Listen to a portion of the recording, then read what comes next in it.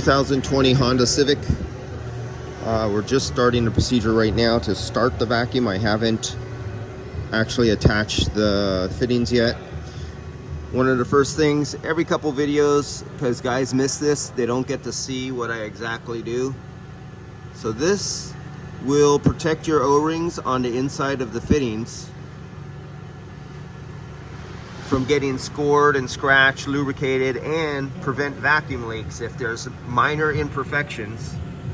See how little I have? Actually, that's too much.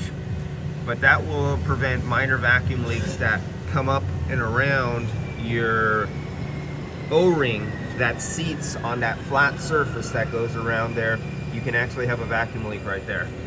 And so that O-ring in there gets protected by the nylon, or dielectric grease is another good one, and prevents vacuum leaks.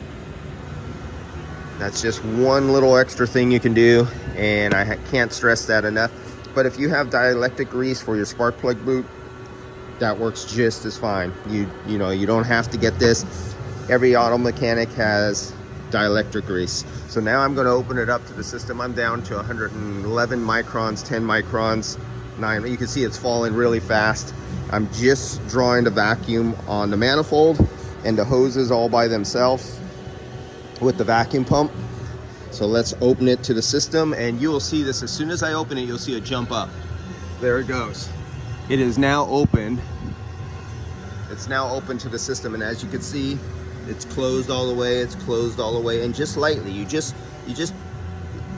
don't hold them down and then push them more. You just touch, and as soon as you feel any resistance, you absolutely stop. You can damage the core fittings if you go too hard.